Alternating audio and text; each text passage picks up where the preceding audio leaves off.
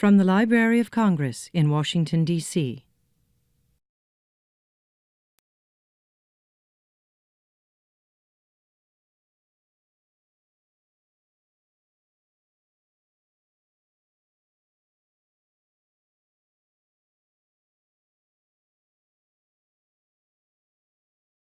Good afternoon.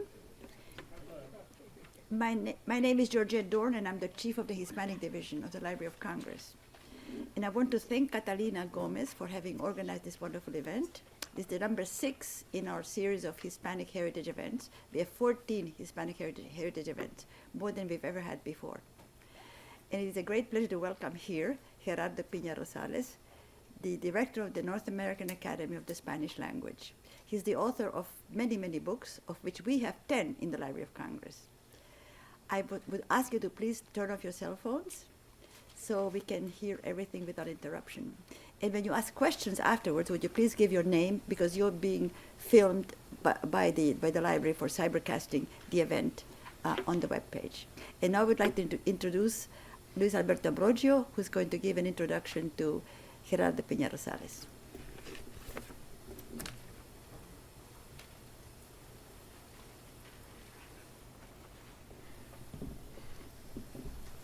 I may switch to Spanish, but anyways, thank you, Georgette, and thank you to the Hispanic Division of the Library of Congress that has done so much for our culture, our literature, our presence here, not only in the library, but in the U.S. And it is, for me, a pleasure to be here celebrating the month of el mes de la Hispanidad y los 500 años de literatura hispana en los Estados Unidos. Es un honor para mí presentar al autor de la obra que vamos a disfrutar, al director de la Academia Norteamericana de Lengua Española, doctor Piña Rosales, aunque en las primeras páginas del Secreto de Artemisia y otras historias, su propia versión autobiográfica es mucho más divertida que lo que es la mía. Así que nació en la Línea de la Concepción en Cádiz, España, residió en Tánger, Marruecos desde 1956 hasta 1973, donde según él mismo se arrojó, y cito, con el ímpetu y la osadía propios de la adolescencia en brazos de la musa literaria. Allí cursó estudios superiores en el Instituto Español, luego en las universidades de Granada y Salamanca, emigró a los Estados Unidos en 1973, residiendo en Nueva York desde entonces. ¿Todos entendemos español aquí o no? I do, if you could speak slower. Okay. Okay. You need an interpreter? I could say it in English too, but I don't know. I think most of the actual conversation and Dr. Gerardo Piña Rosales will be in Spanish, and the book is written in Spanish. That's fine, I was just asking slower. I can't speak that fast. Oh, okay. Entonces se graduó en la Universidad de la Ciudad de Nueva York, CUNY, donde luego en su centro de estudios graduados obtuvo un doctorado en lengua y literatura españolas con una tesis sobre la literatura del exilio español en 1939. Desde 1981 se desempeña como profesor de literatura en CUNY, en Lehman College, el Centro de Estudios Graduados, y en otras instituciones universitarias norteamericanas. Miembro de la Academia Norteamericana de la Lengua desde el 1 de abril de 1992, cuando tomó posesión con el discurso titulado, y es importante dentro del contexto de este libro, el discurso se titula El cuento, anatomía de un género literario. Especialista en esta escritura, director de la Academia desde 2008, anteriormente fue secretario y coordinador de información. También es miembro correspondiente de la Real Academia Española, la RAE, miembro electo de la Academia de Buenas Letras de Granada, España, y presidente honorario de la Sociedad Honoraria Hispánica Sigma Delta Pi de Estados Unidos. Son numerosos sus libros como autor, como coautor, editor y coeditor. El más reciente, por ejemplo, Los académicos cuentan, anterior a eso, El español en los Estados Unidos, Pluribus Unum, enfoques multidisciplinarios. Es un libro escrito en colaboración, también un libro que publica la Academia en colaboración, pero él lo edita, Gabriela Mistral en los Estados Unidos.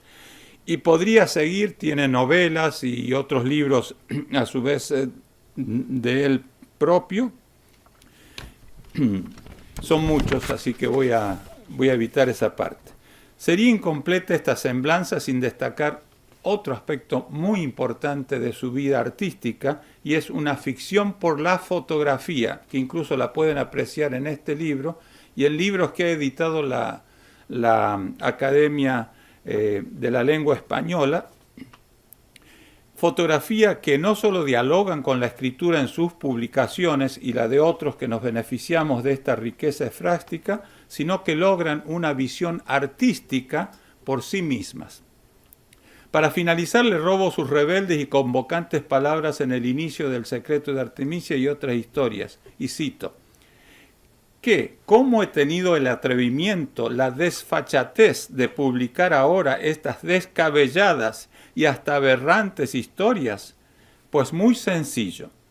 Por perdonable prurito de responsabilidad social y más que nada por una irreducible voluntad mía de testimoniar desde este arcádico rincón rocanlés y al margen de los gatuperios literarios tan en boga, mi lobo esteparia oposición frente a las condiciones, valores y mitos de nuestra época.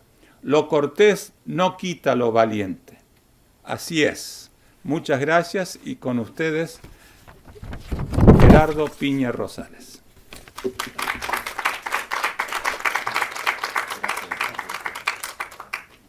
Muchísimas gracias, Luis Alberto, y muchísimas gracias por estar aquí hoy para la presentación de este libro aquí en Washington. Tengo que agradecer, por supuesto, como siempre, ¿no?, a Georgette Dorn, que es la jefa o directora de la división hispánica, el que siempre nos acoja, ¿no?, de manera tan generosa, que nos abra siempre las puertas de esta biblioteca del Congreso. Ella, por supuesto, también es miembro de la Academia Norteamericana. Veo aquí algunos, ¿no? Por ejemplo, está con nosotros también Javier Bustamante, de Baltimore, que es también miembro de la Academia Norteamericana. Por supuesto, los que van a hablar hoy, Carlos Paldao, que es el director de la revista, quizá la mejor revista que existe, ¿no?, literaria en Estados Unidos, ¿no?, en lengua española, de Carlos Paldao. Carmen Bessels es también con nosotros, ¿no? Y por supuesto ya han oído a Luis Alberto. Tenemos también aquí dos personas que son miembros también de la Academia, Isabel Campoy, ¿no?, y Alma Flor Ada, que residen en California, pero que hemos tenido la suerte, ¿no?, de coincidir esta mañana. Y por supuesto, gracias a todos, ¿no?, por acompañarnos. En fin, el libro tiene... Es curioso porque la portada, ahí aparece una figura, y claro, la gente dice Artemisia. Bueno, pues esta es Artemisia, ¿no? Pues yo no sé quién será, pero ¿tú los reconoces? ¿Las reconoces? Sí, esta es la Biblioteca del Congreso. Es una fuente que hay, ¿no?, en el edificio Jefferson, ¿no es? Ahí justo, una de las veces que vine, ¿no? Sí, creo que sí. Hay dos figuras, ¿no? Entonces, esta figura... Así que para la editorial mandé un par de ellas y ellos prefirieron esta, ¿no? Así que bueno, ya se rebautiza como Artemisia, ¿no? En fin, como decía, el libro está dividido en varias secciones. Hay algunos relatos muy breves, algunos inéditos, otros éditos, ¿no? Una primera parte es un poco autobiográfica y recuerda de una manera onírica, si quieren, ¿no? Son sueños realmente, ¿no?, recuerdos de Granada, donde viví pues desde el año 68 al 71. Y después he vuelto también mucho por Granada, ¿no? La primera parte, ya digo, autobiográfica, y aparecen también recuerdos de una ciudad que es parte de mi identidad, ¿no? Que es Tánger, sobre todo la ciudad, pero también el país mismo, ¿no? Que es Marruecos, ¿no? Yo me he sentido siempre muy, no identificado, pero sí me ha interesado muchísimo el mundo islámico, ¿verdad? En ese sentido, y ya creo que parte de mi identidad pues está también ahí, ¿verdad? En esos recuerdos. Yo me acuerdo que llegamos a Marruecos en el 55, 56, que es cuando Marruecos consiguió la independencia, ¿verdad? Yo recuerdo todavía los tanques en la calle, en fin, porque venía el rey Mohamed V, que estaba en Madagascar, lo habían exiliado, digamos, a los franceses a Madagascar. Y el rey llegó, yo recuerdo haber visto al rey pasar, ¿no? Claro, verlo desde los hombros de mi padre, ¿no? Era pues, pequeñito, pero yo quería ver al rey, ¿no? En fin, todos estos recuerdos de la infancia, la adolescencia, primera juventud, y después también hay un relato que realmente comenzó con una entrevista, o varias entrevistas, a un autor al cual yo admiro muchísimo, ¿no? Que es Paul Bowles, ¿verdad? Paul Bowles. Paul Bowles es curioso porque cuando yo vivía en Tánger, bueno, sabía quién era y lo había visto, ¿no? En varias ocasiones, pero ya hablar con él fue ir a su casa, entrevistarlo y tal, eso fue después, ¿no?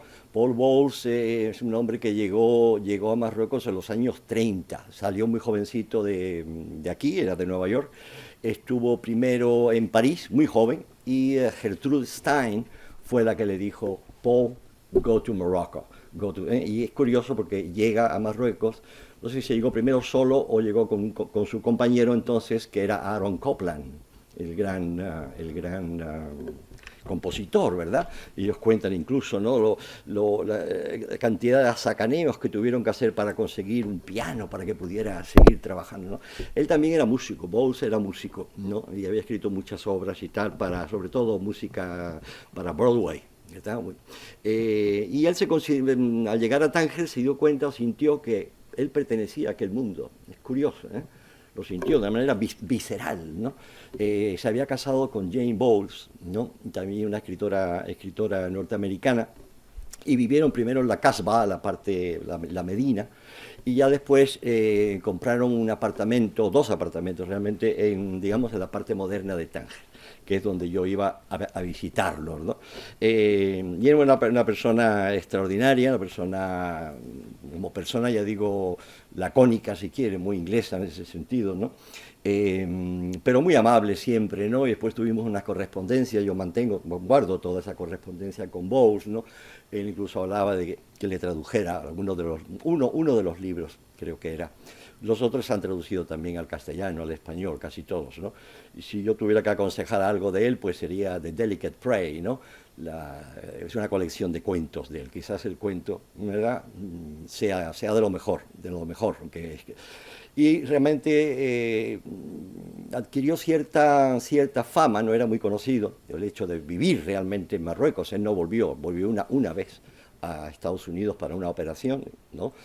O dos veces quizás, y ya después, durante toda su vida, la pasó en Tánger. Entonces no era demasiado conocido. Se había traducido al francés, él hablaba, no sé, 6, 7 lenguas, ¿no? Paul Bowles, perfectamente, ¿no? Él mismo había traducido a Lorca, ¿verdad?, al inglés, o sea que conocía muy bien la lengua. El árabe, o mejor dicho, la darilla, que es la modalidad, digamos, no dialectal del árabe magrebí o de Marruecos, también lo dominaba. También hizo mucho bien, ¿no? Sobre todo con chicos jóvenes tal, que tenían la facultad de imaginar, de improvisar. Entonces él, o en español o en árabe, los grababa, ¿no? Y después lo traducía. Y aparecían los libros de, en fin, varios de. El último que yo conocí era Abdelkader, ¿no? Que era una persona muy interesante, analfabetos, todos eran analfabetos. Después, si yo soy autor, bueno, Pero es interesante que lo hizo. Y después también vos, los años 50, quizás 60, ¿no? Para la Biblioteca del Congreso, pues seguramente estarán aquí, ¿no? Una serie de grabaciones que hizo, ¿no? Por las montañas sobre todo del Rif, el norte de Marruecos y el sur también, creo que fue, ¿no? Grabando la música, una música que básicamente casi se ha perdido ya. Eso lo hizo para la Biblioteca del Congreso, así que eso tiene que estar aquí, esas grabaciones, ¿no? En unas dificultades enormes, pues claro, imagínense, ¿no? En las cabilas, aquellas perdidas, ¿no? Y interesaba mucho esa música a veces de las cofradías, las brotherhoods, ¿no? Las cofradías que también se han ido perdiendo, nada más que quedan una o dos, ¿no? De danzarines y de músicos. En fin, todo eso está recogido en el libro, ¿no? Recordando un poco las visitas y tal. Después hay algunos cuentos que llevan también unas fotografías. Desgraciadamente el papel, ¿verdad? Para la reproducción fotográfica, sobre todo en blanco y negro, eso no es lo ideal. Es decir, que en un blanco y negro, aunque no es un libro de fotos, pero en blanco y negro el papel es muy poroso, ¿no? Entonces se pierden, ¿no? toda la gama, digamos, de grises, son prácticamente 10, ¿no? Según Ansel Adams, ¿no? 10. Eso obviamente no está aquí, pero bueno, yo creo que da un poquito la idea, ¿no? Un poquito la idea de que efectivamente la fotografía, ¿no? Trata de dialogar con el texto, no es que sean ancilares, ¿verdad? No ilustran, por lo menos yo trato de que no haya, evitar esa idea de ilustrar, ¿no? Y claro, aquí se crea siempre, ¿no? un diálogo, por decirlo así. A veces incluso la fotografía subvierte un poco lo que dice el texto, o lo contrario. La fotografía, en general, yo he intentado hacer algo que quizás no se ha hecho mucho en la literatura hispánica, ¿no? Si es utilizar la fotografía, el propio autor, ¿verdad? De sus propias fotografías. En Estados Unidos, bueno, ha habido algunos, ¿no? Por ejemplo, Wright Morris, de Nebraska. Él era un gran fotógrafo y además un gran novelista. Pero después, bueno, en Francia, Breton, ¿no? Con Nadia, pero tampoco son sus fotografías. O sea que es realmente algo que quizás pueda todavía dar mucho, no sé, ya veremos, ¿no? Y después, claro, sí, hay también un par de textos, no sé, yo les leeré algo, lo que ustedes quieran. Par de textos de viaje, que son crónicas, ¿verdad? Son crónicas. Cuando viajo, pues claro, voy tomando siempre notas. En uno que aparece que es una crónica toledana, de Toledo, pues fue una de las visitas, de tantas visitas que he hecho a Toledo, claro está, y en esa ocasión pues éramos un grupo, digamos, de profesores, así tal, ¿no? Y nos pusieron a una guía que se llamaba Almudena, aparece también aquí Almudena, y esta señora pues era estupenda, ¿no? Lo que pasa es que yo iba grabando lo que iba diciendo, ¿verdad? Y después transcribí lo que ella nos contó de Toledo, y lo que hice es un poco una especie de voz en off, ¿verdad? Entre paréntesis, que era mi pensamiento, ¿verdad? O mi respuesta, digamos, ¿no? A lo que nos iba diciendo ella. Poco en plan compadre, va a decir, plan amistoso si quiere, un poco riéndome un poco también, porque a veces la señora se pasaba de fina, ¿verdad?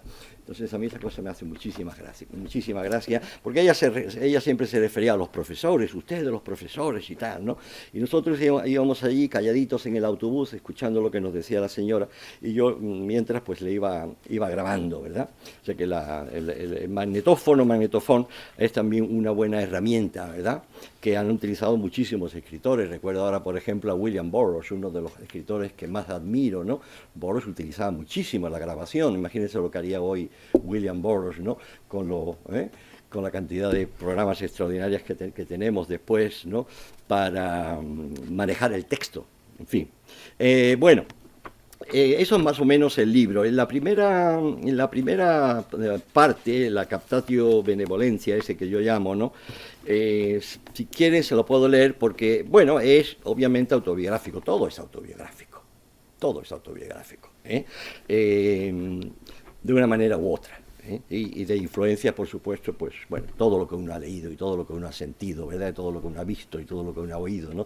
Todo eso está ahí, ¿no? Y después en esa especie de sedazo, digamos, ¿no?, que lleva uno dentro, pues va eligiendo lo que más le interese para escribir el texto. Me interesa desde luego mucho, y eso ya algunos que lo han leído pues enseguida me lo dicen, ¿no? Bueno, es que es un libro difícil, me dicen, en el sentido de que es una prosa muy cuidada, ¿verdad? Obviamente a mí no me interesan la literatura light, ¿no? O sea, escribir una serie de novelas de consumo, pues está muy bien, pero a mí personalmente no me interesa, sencillamente, ¿no? Quizás, no sé, a lo mejor algún día me da por hacer algo así, pero desde luego para mí la palabra es todo, y la lengua es todo en este caso, ¿no? Y lo que trato, trabajándola mucho como un orfebre casi, ¿no?, es que se ajuste realmente a mi pensamiento y a mi sentir, ¿no? La primera lleva una epígrafe de Baudelaire, que es otro también, ¿no?, de Las flores del mal, Les fleurs du mal. Dice: plongez au fond du gouffre, enfer au ciel, qu'importe, au fond de l'inconnu, pour trouver du nouveau, para encontrar lo nuevo. O sea, mediados de los años 60, a la sazón bachiller en ciernes en la ciudad de Tánger, me arrojé con el ímpetu y la osadía propios de la adolescencia en brazos de las literarias musas.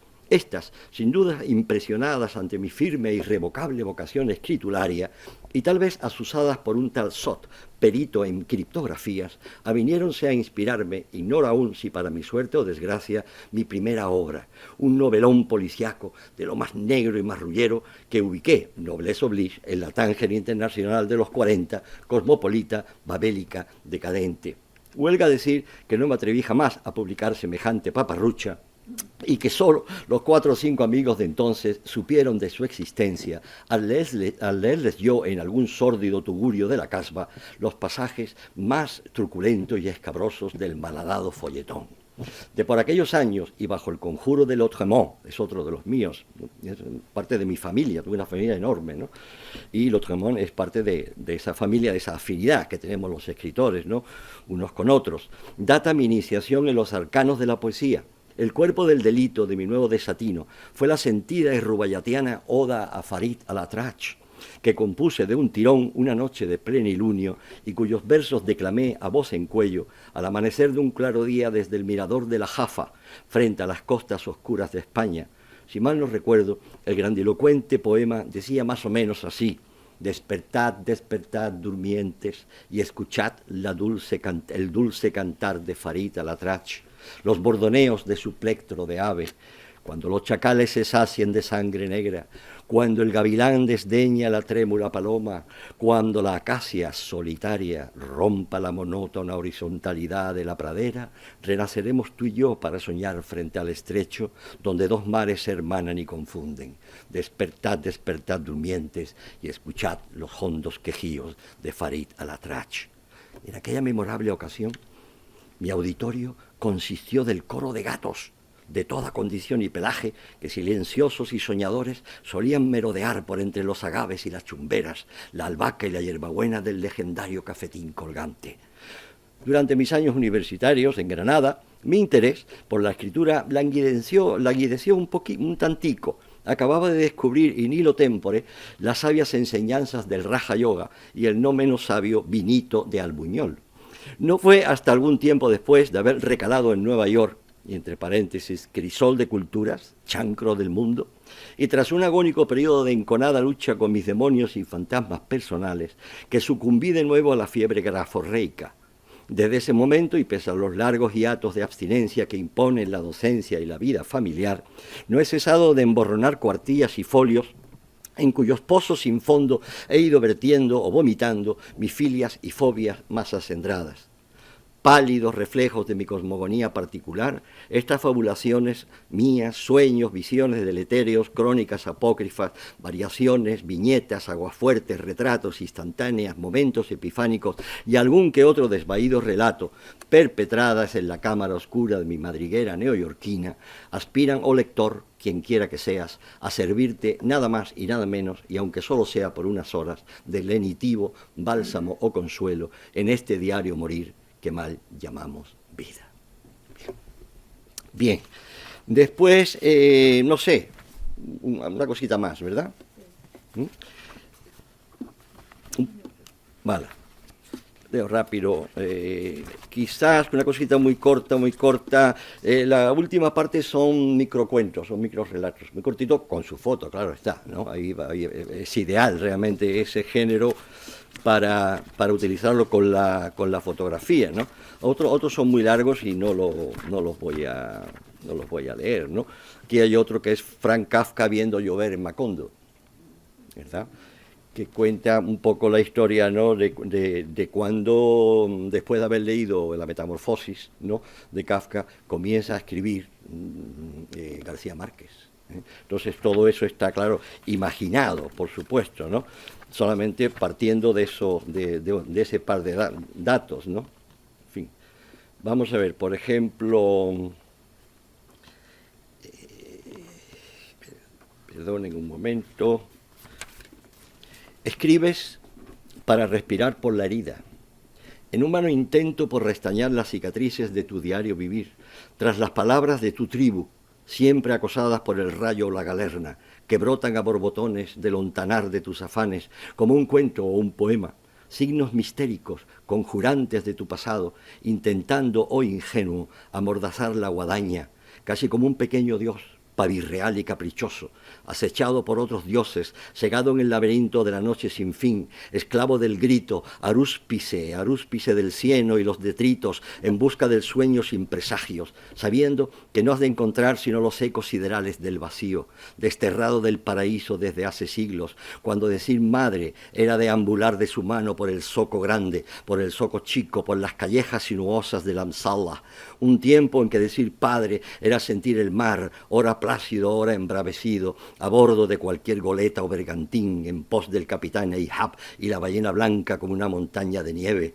Pero de eso hace mucho tiempo, y hoy al borde de la sinrazón que también produce monstruos, atenazado por el miedo, cautivo del llanto y la congoja, solo esperas el momento propicio para clavar tus colmillos en la palpitante yugular de esas pobres criaturas que se arrastran por el polvo ansiando descifrar las claves de tus huellas, víctimas de tus dentelladas sedientas, porque su sangre es más dulce que la miel, y con su sangre te alimentas cada día mientras engañas con ademán adusto y comedido a tus compinches, cuates y carnales que te abrazan y te miman conmovidos.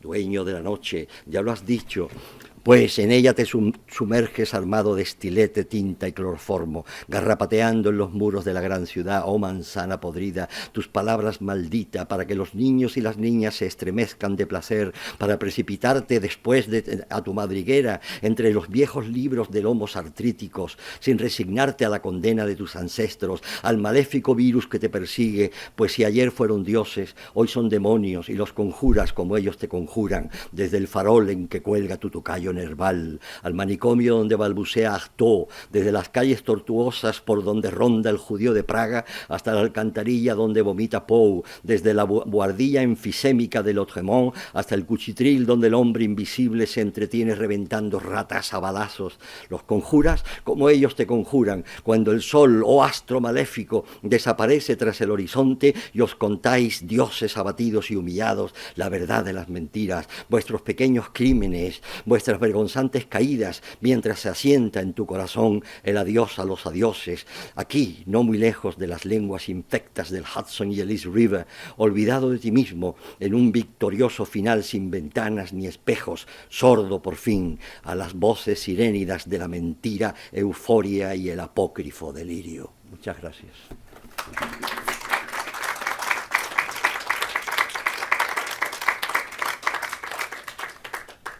Vamos a escuchar luego entonces el panel integrado por el doctor Carlos Paldao, que se desempeña actualmente como vicepresidente de la delegación de la Academia aquí en Washington, D.C., como censor de la Academia, miembro de la Junta Directiva y editor de la revista de la Academia.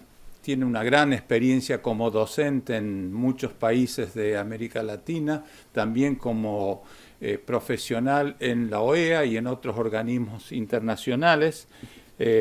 Cursó estudios de pedagogía y literatura en Argentina, pero se sacó un doctorado aquí en la Universidad de George Washington.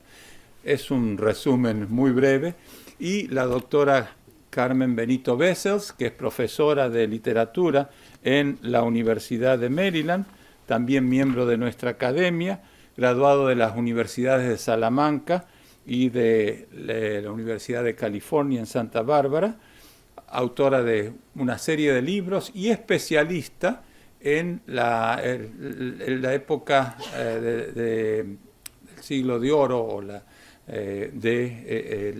literatura hispana. Así que con esas breves introducciones los dejo. Carlos primero, creo, y luego Carmen Benito Bessels.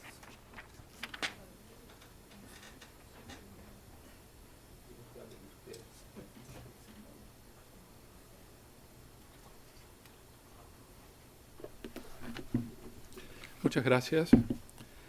Señoras y señores, colegas y amigos todos, en primer término, permítanme agradecer a Georgette Dorn y a la División Hispánica por esta invitación para compartir algunas impresiones sobre la obra El secreto de Artemisia y otras historias de nuestro talentoso autor Gerardo Piña Rosales, cuya labor como actor y artífice en el mundo de las letras hispanoamericanas nos acaban de presentar tanto Georgette Dorn como Alberto Ambrogio.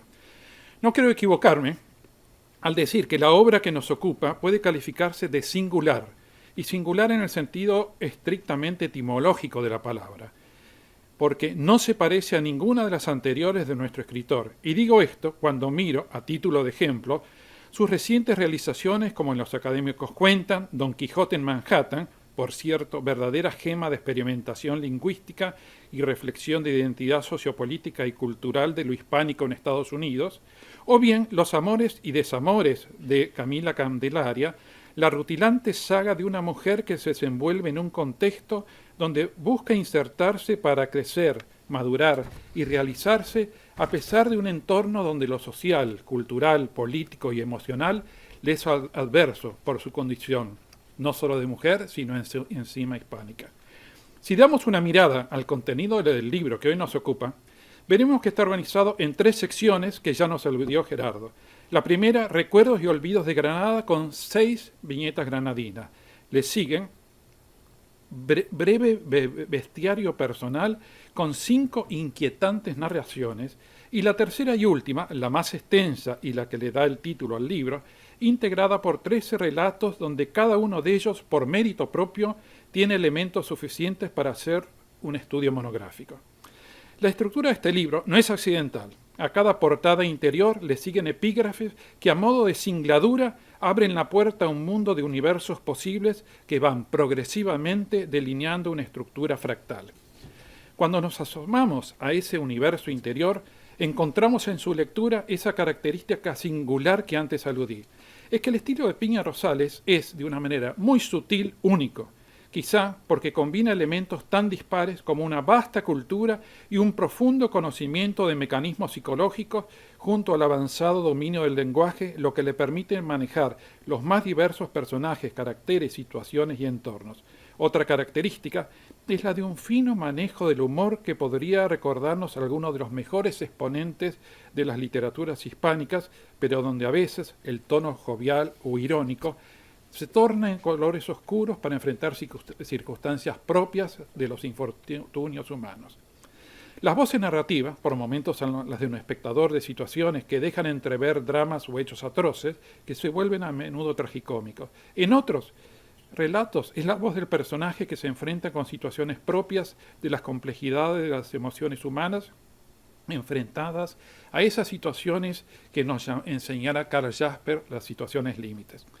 El tiempo para esta intervención no me permite extenderme en comentar varios de los relatos que forman parte de esta obra, pero opté para compartir uno de mis preferidos, y es el que se titula Confesiones de un expatriado, mis encuentros con Paul Bowles en Tánger, que Gerardo también nos dio algunos anticipos.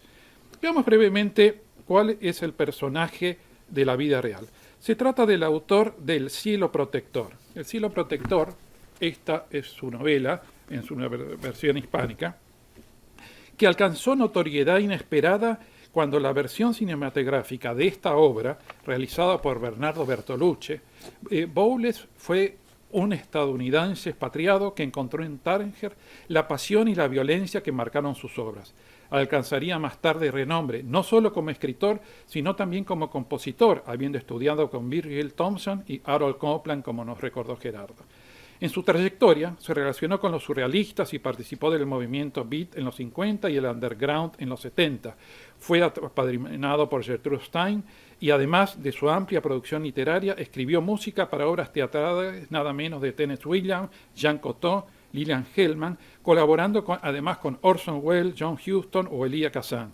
En 1943, nada menos que Leonard Bernstein, estrenó su composición The Wind Remains, basada en la obra Así que pasen 5 años de García Lorca. Me detuve en esta semblanza de Bowles para que podamos contextualizar en su dimensión exacta el relato que hace Piña Rosales. Él mismo se abre con un epígrafe de Bowles que dice: toda la vida es como un juego cuyas reglas son puramente arbitrarias y no significan nada. El subtítulo del primer episodio es 1955, mi llegada a Tánger, que a modo de pórtico situará en el tiempo y en el espacio los restantes episodios. En este introito nos encontramos solo con 2 párrafos. El primero refiere la llegada de un transbordador, luego de una corta y agitada travesía por el estrecho de Gibraltar, donde ya se divisa Tánger. La voz narrativa del autor se encarna en personaje, a la sazón un niño que conjeturamos de unos 7 años, que, cuando su madre le anuncia la vista del puerto, está más ansioso por ver de nuevo a su padre, a quien divisa y describe. En el puerto, mi padre, rodeado de cámalos y gendarmes, parecía un sultán. Cuando me levantó en vilo para besarme, sentí que acabábamos de iniciar una nueva vida en una nueva tierra, extraña y fascinante, y que aquella tierra iba a ser desde entonces para siempre parte indesgajable de mi identidad. Destaco de manera muy especial la segunda oración, cuando dice: sentí que acabamos de iniciar una nueva vida en una nueva tierra extraña y fascinante, y que aquella tierra iba a ser desde entonces y para siempre indesgajable de mi identidad. Observemos aquí que en estas unidades léxicas, nueva vida y nueva tierra, junto con desde entonces al lado de para siempre, más que sugerir los componentes de un posible modelo actancial de Greimas, son una verdadera síntesis eidética, como la definiría Edmund Husserl, donde la indesgajable de mi identidad, de manera rotunda, la palabra indesgajable anticipa el destino de una vida en la ficción y en la realidad, no solo del personaje, sino del propio Piña Rosales. Este primer párrafo es una buena muestra del estilo narrativo del autor, que no solo se da aquí, sino en el resto del libro por su claridad, concisión, precisión y cohesión, tanto lingüística como conceptual, donde no faltan pinceladas líricas como el barco atracó en el muelle, mientras las gaviotas, colgadas de la alcándara gigantesca de una grúa, parecían darnos la bienvenida con estridentes graznidos. En esta misma línea conceptual y de estilo narrativo está el segundo párrafo de este episodio. Luego de aludir la independencia de Marruecos, el autor nos informa: Tánger continuaba siendo un polo de atracción para expatriados, renegados y contrabandistas, y seguidamente, en otra muestra de síntesis conceptual, nos ubica el entorno y contorno de Paul Bowles y Tánger, en el que decidirá quedarse allí para siempre, ciudad que se transformaría en un lugar de peregrinación de primeras figuras del mundo del arte y de las letras. Luego del episodio situado en 1955 que acabamos de comentar, se da un salto en el tiempo hacia el siguiente titulado Primer Encuentro, 1957, en el Zoco Grande. Allí el padre le dice a su hijo, musitándole: ese americano es un hombre muy importante, dicen que ha escrito muchos libros. Y la mirada del niño describe el personaje así. Y allí estaba Bowles, un hombre menudo, de pelo rizoso y blanquecino, con un mechón sobre la frente como un viejo Tintín, vestido con un traje de lino blanco, corbata negra, con una espuerta en la mano, hablando en mogrebí con las calibeñas vendedoras del Zoco. A partir de esa última frase, la voz del narrador salta y describe el mercado, sus productos, personajes, ambientes, logrando uno de los tantos trazos que se dan a lo largo de este relato, donde la descripción realista transporta de pronto al lector a un escenario donde se encuentra oliendo las 1001 especias de los tenderetes, las voces tangerinas, el sol, el calor, el polvo, los olores de las comidas y las músicas del Magreb, junto con una miríada de lenguas y hablas. Los dos siguientes episodios son Segundo Encuentro, otoño de 1967, en casa del escritor tangerino Ángel Vázquez, y el último, Tercer Encuentro, 1970, una fiesta en la Casbah. Han pasado 10 años y aquí nuestro personaje y narrador ya es un joven en cada episodio de 19 y 22 años respectivamente. Ambos pasajes tienen características semejantes y son de una extensión mayor que los anteriores. Los comentaré conjuntamente por razones de tiempo. En ambos casos, nuestro personaje es invitado por un amigo a dos encuentros sociales. El primero, en un ambiente de tertulia de un grupo reducido y cordial, donde tienen la oportunidad de conocer y tratar directamente a la figura legendaria de Paul Bowles, y tanto el dueño de casa, el enigmático escritor español Ángel Vázquez, y otros personajes que aparecen como San de Soto y Mohamed Rabet, fueron personajes de la vida real que vivieron y formaron parte del entorno de la vida cultural de Tánger a partir de la segunda mitad del siglo pasado. La tertulia tiene un desarrollo animado, donde junto a la perceptiva descripción de personajes se dan intercambios sustantivos sobre literatura, costumbres, hábitos e interpretaciones tanto del entorno tangerino como de las obras del propio Bowles.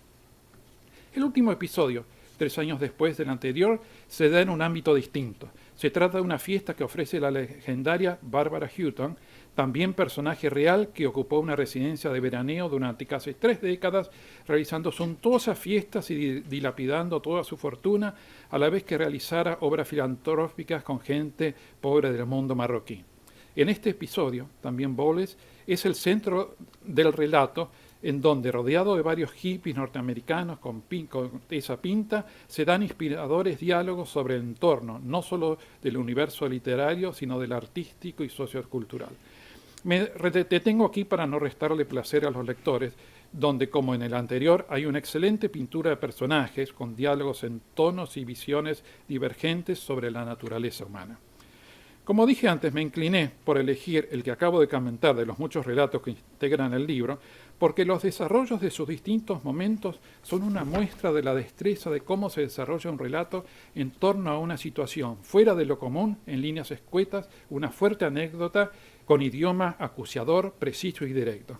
El interés dramático de la narración de nuestro autor se caracteriza por la manera en que lo psicológico no está expresado en procesos sino resuelto en actos, como se evidencia en la selección que integra este volumen. Todo su lenguaje tiende a lo conciso, a lo resuelto, a lo nervioso. De allí surge la sensación de movimiento, la vitalidad plena y palpitante del ambiente que evoca y de las personas que anima. Convendría apuntar todavía, sobre la necesaria brevedad de este esbozo, una virtud de Piña Rosales demasiado significativa para quedar sin mención. Es el ajuste de su rica lengua, que no esquiva palabra o giro dialectal necesario, pero que también se abriga en su clásica envergadura. Son aciertos insistentes de un sistema expresivo, lo permanente y lúcida personalización de los que se apartan algunas muestras en las que es posible también la constante dinámica del aspecto verbal. Su verbo siempre imparte a la prosa una desenvuelta vivacidad, y si no abundan las gradaciones, la acción crece por influjo del juego lúcido de los tiempos verbales armoniosamente dispuestos, y si a veces la sintaxis parece demorarse en el ejercicio anafórico, el pronombre expletivo, la frecuente reproducción en oraciones reflexivas, la lentitud no alcanza a notarse porque la riqueza de los matices la desorienta y anula. El goce que se encuentra en una obra literaria, ha dicho el penetrante crítico contemporáneo George Steiner, está compuesta por dos sensaciones, la de encontrar algo nuevo y la de reconocer alguna cosa ya familiar. La estructura reiterativa es aburrida, la forma enteramente nueva sería ininteligible, acaso, en rigor, imposible de conseguir. Del equilibrio de ambas surge la virtud de lo perdurable.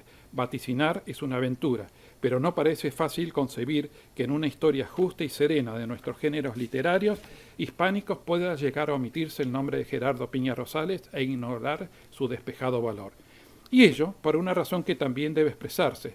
Pocas veces se da en el caso de una identidad cabal entre la clara personalidad artística y la fisura de una vida.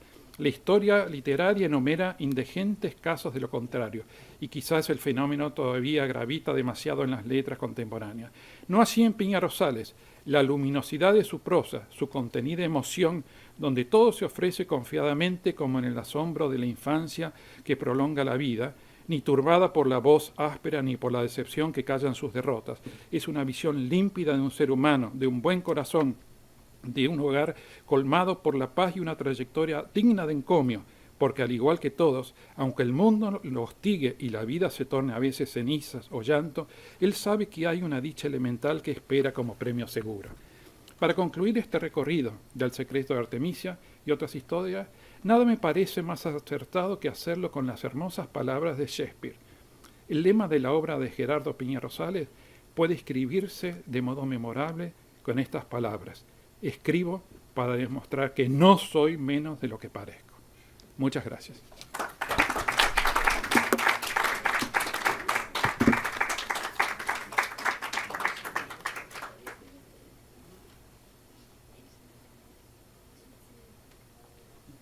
Bueno, muchísimas gracias. Como dirían, it's a tough act to follow. ¿No? Excelente la presentación. De veras, esta oportunidad ha sido para mí única porque no solamente me ha permitido disfrutar de la lectura, recrearme en este magnífico libro, sino que por primera vez he podido estudiar la prosa de Piña Rosales. Así que muchas gracias, Georgette, la División Hispánica, por supuesto, Luis Alberto y todos los colegas de la Academia Norteamericana de la Lengua. Son muchísimas las posibilidades de enfrentarse a un estudio de la obra de la prosa de Piña Rosales. Yo solamente he elegido un hilo, porque si no estaríamos aquí hasta mañana o pasado, quién sabe. Este hilo se centra fundamentalmente en lo que yo creo es el cervantismo de la prosa de Gerardo Piña Rosales. El libro, aparentemente breve, que hoy nos reúne aquí, es tan complejo como la loada Artemisia de Herodoto, y tan brillante como aquella mujer persa que condujo a Jerjes a la victoria naval sobre los griegos. La estratagema más loada de Artemisia fue hundir uno de sus propios barcos para hacerles pensar a los griegos que el que ella lideraba no era un navío persa, sino aliado, lo cual le permitió a la astuta estratega salir invicta. Algunas de las narraciones de Piña Rosales, que Piña Rosales incluye en El secreto de Artemisia y otras historias, reflejan especularmente la citada estrategia de la heroína persa. Los 5 relatos del bestiario personal, particularmente la tortuga y la rata, son textos en los que el narrador logra la complicidad del lector para descubrir la belleza y el arte dentro de escenas crueles y nauseabundas. Y es que la belleza y el arte de estas narraciones estriban en la armonía verbal que nace a través de la pluma de Piña Rosales. La España de la infancia de Piña Rosales no tenía jardines con columpios, sino campanarios cuyas cuerdas eran un excelente sucedáneo. No existía la sociedad protectora de animales y, a falta de parques zoológicos, la caza de lagartijas y palomas, el corretear detrás de perros y gatos callejeros, el azuzar al burro del carro de la basura y el provocar el revuelo de los gallineros caseros proporcionaban un excelente entretenimiento. Quienes crecimos en aquel entorno conocimos a un Achelo y a un Julianín, los protagonistas de La Tortuga. En mi barrio estos personajes se llamaban el Piteras y la Gallito. El Piteras no acuchilló a ninguna tortuga, pero cazaba las palomas de la catedral, les retorcía el pescuezo y las estampaba contra los arbotantes de la misma. Y la Gallito, como el Achelo, también tenía pecas. La Tortuga es uno de los relatos más breves de esta colección, amén, por supuesto, de los microrelatos. Pero en apenas una carilla, Piña Rosales describe la infancia de una generación a la que el narrador se dirige de forma epistolar, creando una confidencialidad que hace que el lector sea también receptor de la carta. Piña Rosales, narrador infidente, al mejor estilo cervantino, nos dice: «Os encontrabais cazando lagartijas», y así el lector participa vicariamente, como requiere la banda de Julianín, del cruel espectáculo de la muerte de la tortuga. Dejo el espectáculo de la rata para que el lector, ustedes, lo vivan palabra a palabra. En él ninguna sobra, ninguna falta, pero todas juntas asfixian al género humano cuando éste merece ser asfixiado. Me referí primero al bestiario, que es la segunda parte de este libro, y no a los recuerdos y olvidos de Granada, que es la primera, porque la Captatio Benevolentiae, el autorretrato, Mis amados condiscípulos, La última noche de San Afrodisio, El soliloquio de la Alhambra y el Generalife, y Espejismos, que son los relatos que abren la colección, suponen un sutil preludio a las narraciones de la tercera parte que da título al libro. En esta última encontramos la clave de la escritura de Piña de Rosales, que se engarza con la de Ramón Gómez de la Serna, Pablo Neruda, Gabriela Mistral y Franz Kafka, entre otros. Pero Piña Rosales menciona solo en la parerga, o al menos así creo, a otro de los maestros de cuya obra sí quiere acordarse. Kafka y Gómez de la Serna son presencias reconocibles en este libro de Piña Rosales, pero Cervantes y el estilo cervantino están omnipresentes en El secreto de Artemisia y otras historias. Piña Rosales, al igual que Cervantes, crea personajes, situaciones y narradores que nos llevan directamente al autor del Quijote. Este nos dio el ya universal Baciyelmo y la inolvidable Dulcinea. Rosales nos habla con idéntica naturalidad de un Gambo de Lea, de una cautivadora doncella llamada Virginia. Se dirige a un impertinente lector, cambia de registro según convenga al relato, se convierte en narrador infidente, inventa adjetivos necesarios y, como la Artemisia de Jerjes y como el ilustre Quijano, Piña Rosales va contracorriente siempre que sus ideas, convicciones y su apreciación del arte así lo requieran. Así, en la dedicatoria a Gonzalo Santoja, Piña Rosales le brinda a este su obra cual toro de luz y sombras, en una época en la que hablar de tauromaquia y usar el lenguaje taurino requieren un buen caballista, un rejoneador lexicógrafo con todas las de la ley, que consiga la salida a hombros por la puerta grande y que exhibe claramente, y cito, su lobesteparia oposición frente a las condiciones, valores y mitos de nuestra época. Vuelta al ruedo, Piña Rosales. Pero regresando a mi punto.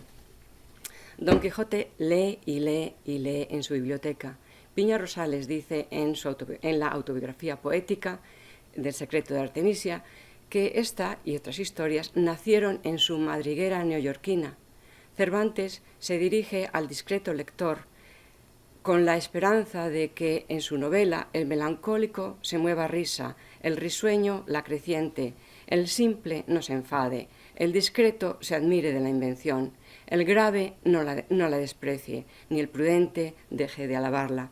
Piña Rosales nos dice en su relato, y cito, nos dice que sus relatos, y cito, aspiran, oh lector, quien quiera que seas, a servirte nada más y nada menos, y aunque solo sea por unas horas, del lenitivo bálsamo o consuelo, en este diario morir que mal llamamos vida.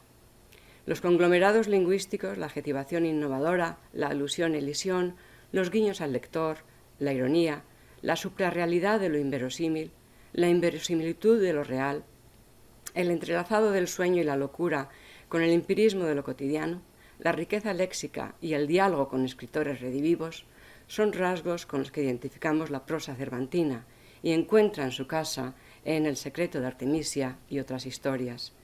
Varias veces en el Quijote escuchamos al caballero de la triste figura reprender a Sancho por su forma de hablar. Naturalidad, mi querido Sancho, que toda afectación es mala, le dice a Alonso Quijano, su escudero, al tiempo que hilvana su prosa adornada con geniales adjetivos.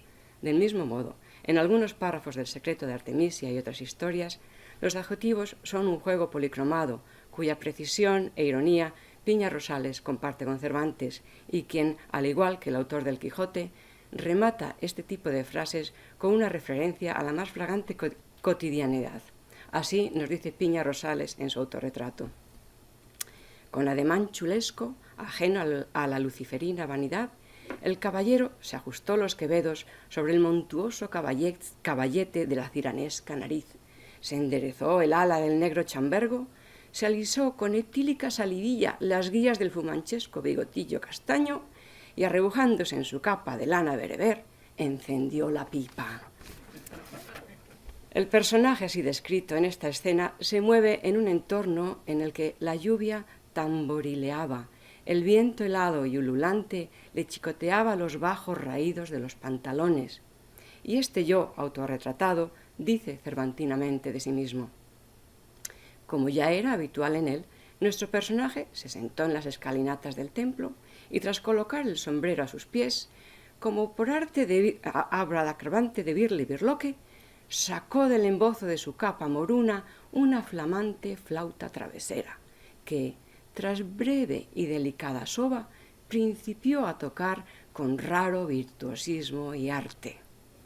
Fin de cita. Para demostrar que el cervantismo de Piña Rosales no es invención mía, y a riesgo de excederme en las citas, dejo que el autor hable y que sean ustedes quienes juzguen sobre el cervantismo que defiendo y que se hace patente en el cambio de registros y enumeración de la dieta del autorretrato.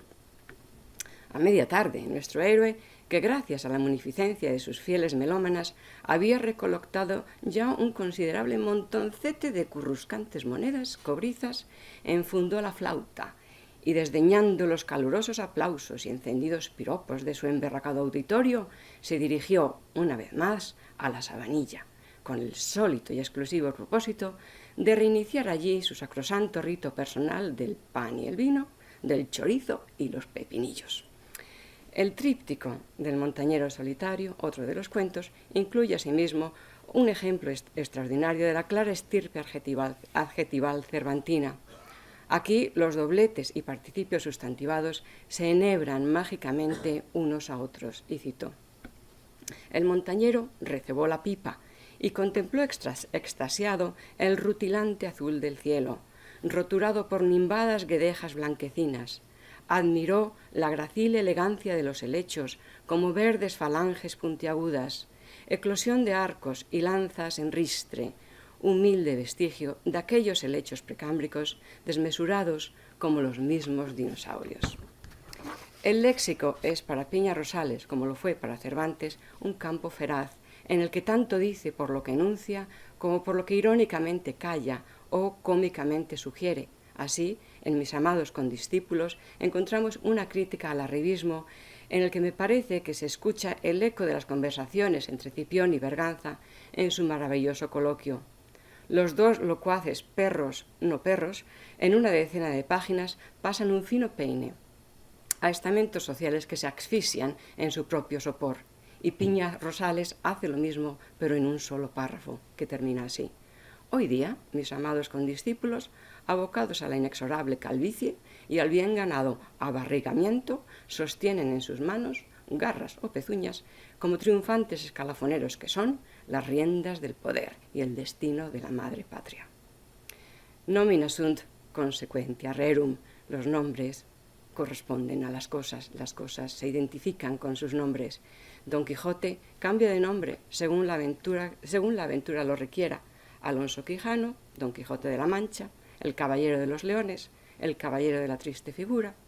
Igualmente, el nombre del fraile y el título de su aventura, La última noche de San Afrodisio, de Piña Rosales, nos llevan de nuevo a Cervantes. Esta vez no es Cide Hamete Benengeli, ni son los otros cronistas de los Anales de la Mancha, son las crónicas de la Guerra Civil Española, las que cuentan lo inenarrable. Pero lo excepcional es que Piña Rosales, quien ha leído estas crónicas junto al narrador, no llama mentirosos a los cronistas e historiadores, pero recurre al tópico medieval que tan bien conocía Cervantes. Me refiero a aquella famosa frase: esto no lo dice la historia. Por tanto, usted, discreto lector, ha de creerme.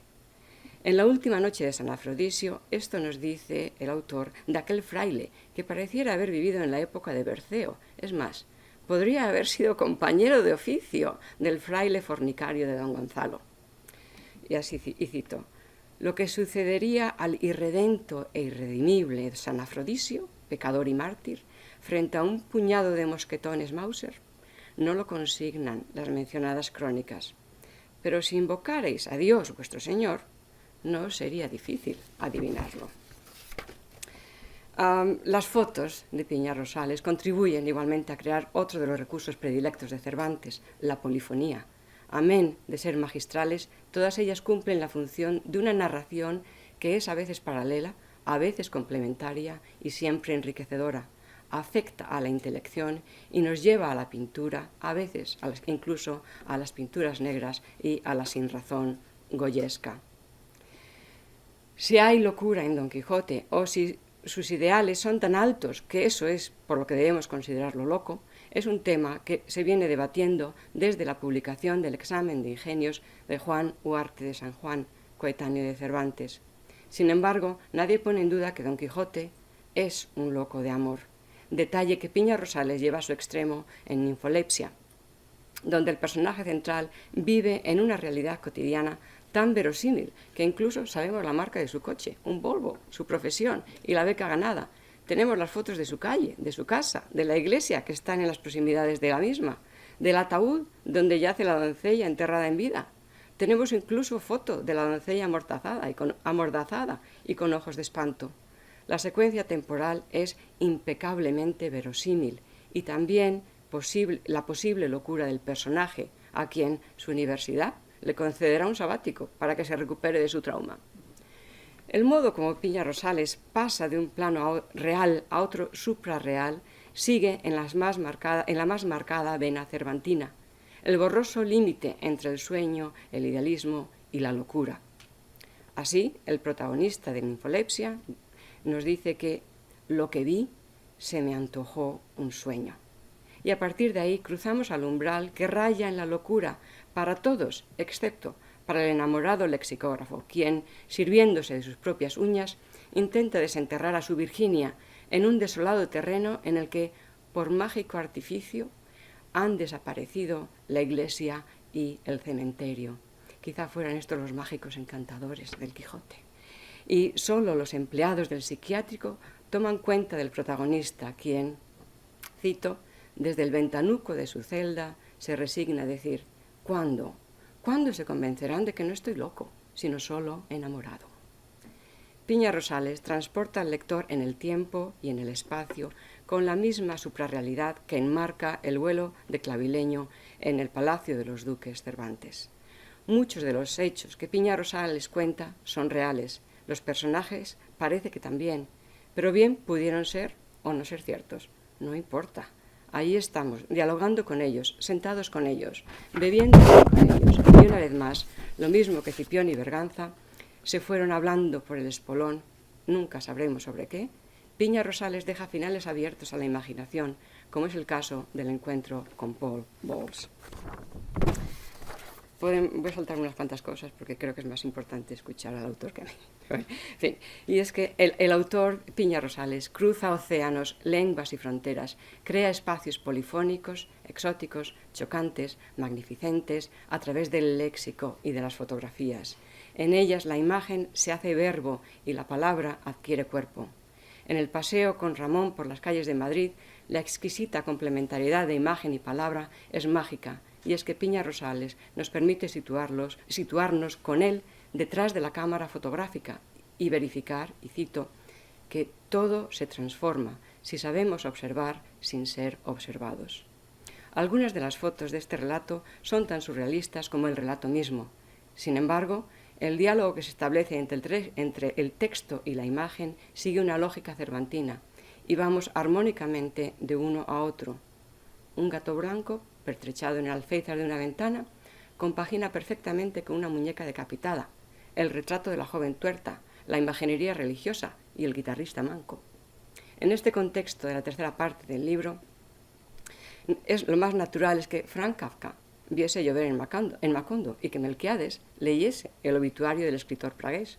Y muchos años después, poco antes de exhalar su último suspiro, en aquel sanatorio cercano a Viena, Franz Kafka había de recordar aquella tarde remota en que Melquiades lo llevó a conocer Macondo. Sonrió entonces y supo que había alcanzado la inmortalidad. Sin locura, sin sanatorio, y no en Macondo, sino en la biblioteca del Congreso, que viene a ser lo mismo, creo que este libro también llevará a Piña Rosales a la inmortalidad. Muchas gracias.